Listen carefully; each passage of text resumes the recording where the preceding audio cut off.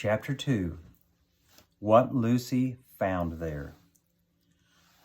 "Good evening," said Lucy, but the fawn was so busy picking up its parcels that at first it did not reply. When it had finished, it made her a little bow. Good evening," said the fawn. Excuse me, I don't want to seem inquisitive, but should I be right in thinking that you are a daughter of Eve?" "My name's Lucy," she said, not quite understanding him. You are, forgive me, you are what they call a girl?" said the fawn.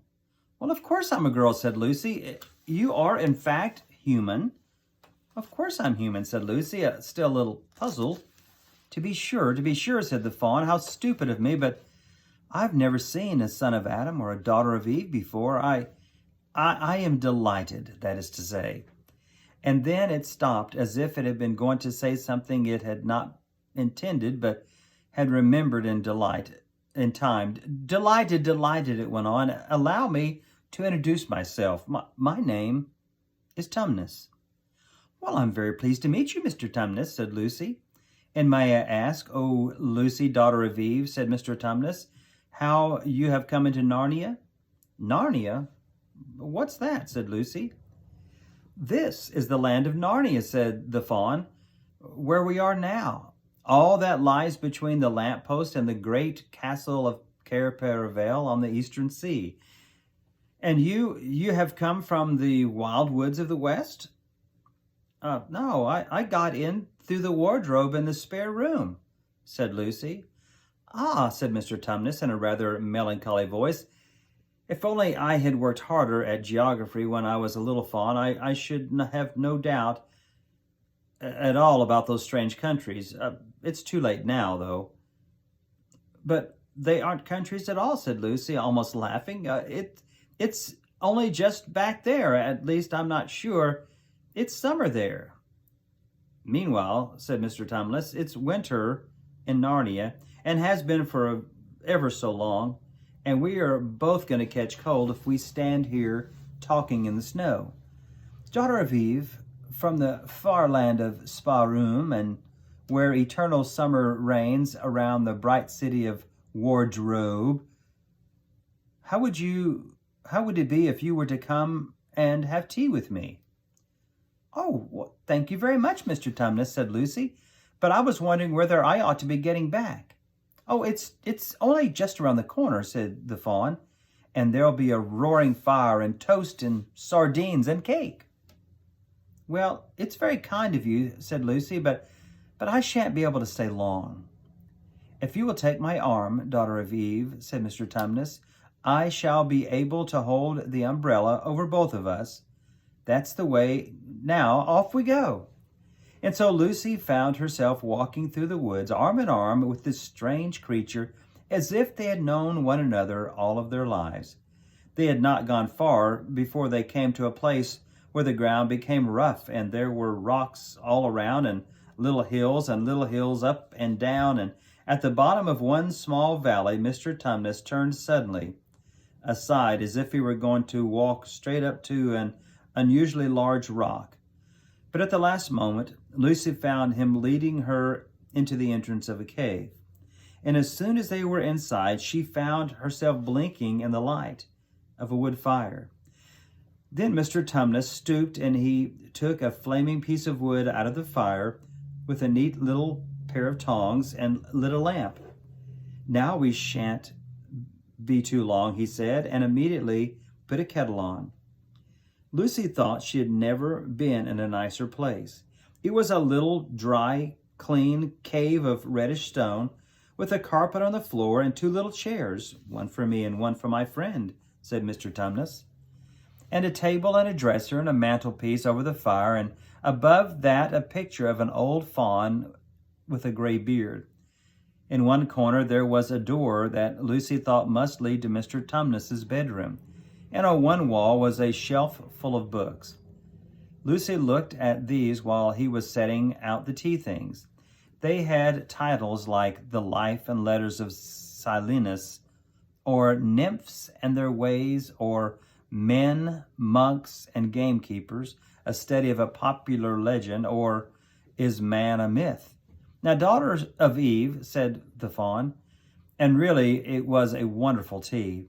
There was a nice brown egg lightly boiled for each of them, and then sardines on toast, and then buttered toast, and then toast with honey, and then a sugar-topped cake.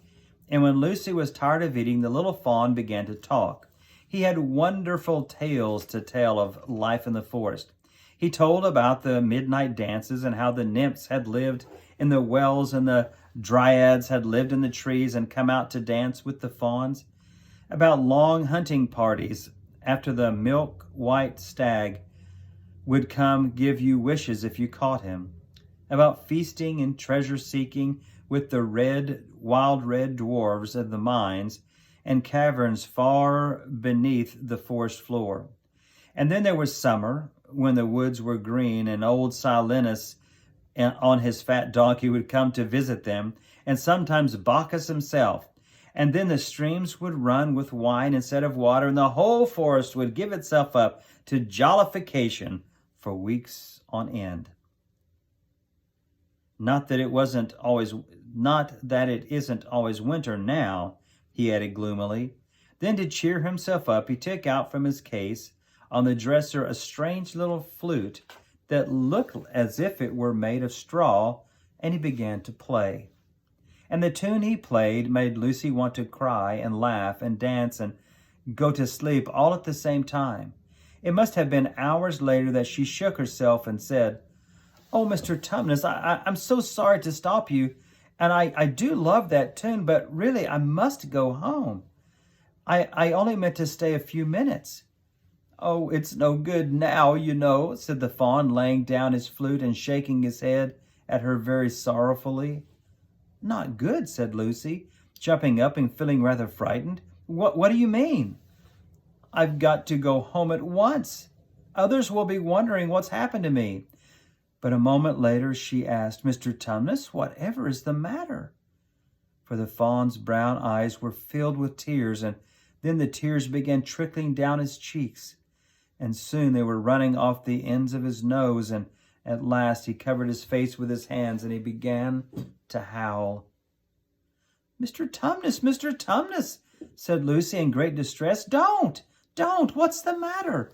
Aren't you well? Dear Mr. Tumnus, do tell me what's wrong." But the fawn continued to sob as if his heart would break. And even when Lucy went over and put her arms around him and lent him her handkerchief, he did not stop. He merely took the handkerchief and kept on using it, wringing it out with both hands whenever it got too wet to be of any use anymore. So that presently Lucy was standing in a damp patch.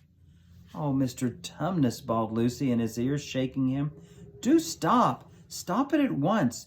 You ought to be ashamed of yourself, a great big fawn like you. What on earth are you crying about?" Oh, sobbed Mr. Tumnus. "I'm crying because I'm such a bad fawn." "I don't think you're a bad fawn at all," said Lucy. "I think you're a very good fawn. You're the nicest fawn I've ever met." Oh, you wouldn't say that if you knew," replied Mr. Tumnus between his sobs. "No, I'm a bad fawn. I don't suppose there's ever been a worse since the beginning of the world."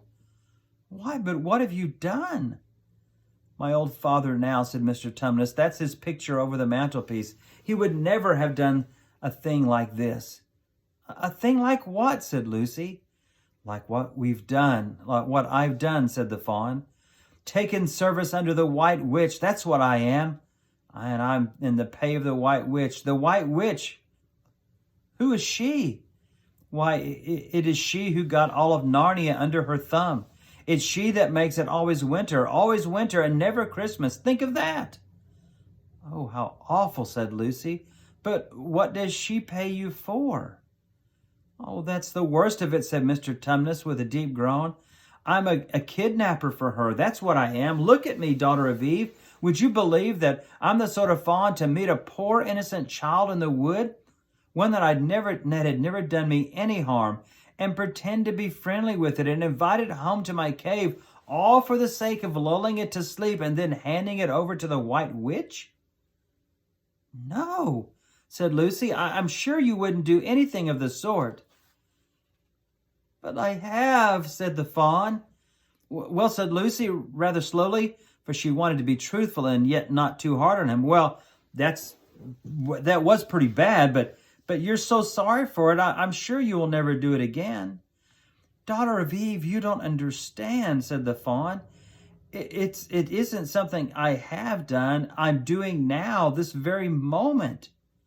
What do you mean? Cried Lucy, turning very white. You are the child, said Tumnus. I had orders from the White Witch if I ever saw a son of Adam or daughter of Eve in the wood, I was to catch him and hand him over to her. And you are the first I have ever met. And I pretended to be your friend and asked you to tea. And all the time I've been meaning to wait until you were asleep and then go and tell her. Oh, but you won't, said Mr. Tumnus, said Lucy. You won't. Will you? Indeed, you really mustn't. And if I don't, he said, beginning to cry again, she's sure to find out. And then she'll have my tail cut off and my horns sawn off and my beard plucked out, and she'll wave her wand over my beautiful cloven hooves and turn them into horrible solid hooves like a wretched horse's. And if she's extra and especially angry, she'll turn me into stone, and I shall only be a statue of a fawn in her horrible house until the 4 thrones of Cair Paravel are filled. And goodness knows when that will happen, or whether it will ever happen at all. I'm very sorry, Mr. Tumnus, said Lucy, but please let me go home. Of course I will, said the fawn. Of course I've got to. I see that now, but I hadn't known what humans were like before I met you. Of course I can't give you up to the witch, and not now that I know you, but we must be off at once. I'll see you back to the lamppost. I suppose you can find your own way back from there to Spare and Wardrobe. I'm sure I can, said Lucy. We must go as quietly as we can, said Mr. Tumnus. The whole wood is full of her spies. Even some of the trees are on her side. They both got up and left the tea things on the table, and Mr. Tumnus at once put up his umbrella and gave Lucy his arm, and they went out into the snow. The journey back was not at all like the journey into the fawn's cave. They stole along as quickly and as they could, without any speaking a word. And Mr. Tumnus kept to the darkest places. Lucy was relieved when they reached the lamppost again. Do you know your way from here, daughter of Eve? Said Mr. Tumnus.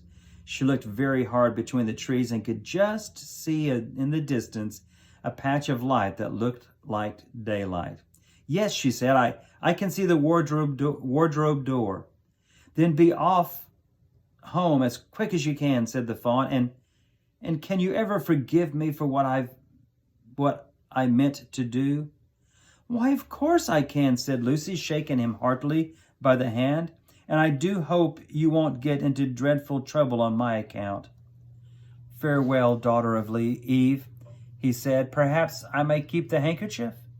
Rather, said Lucy, and then ran toward the far-off patch of daylight as quickly as her legs would carry her.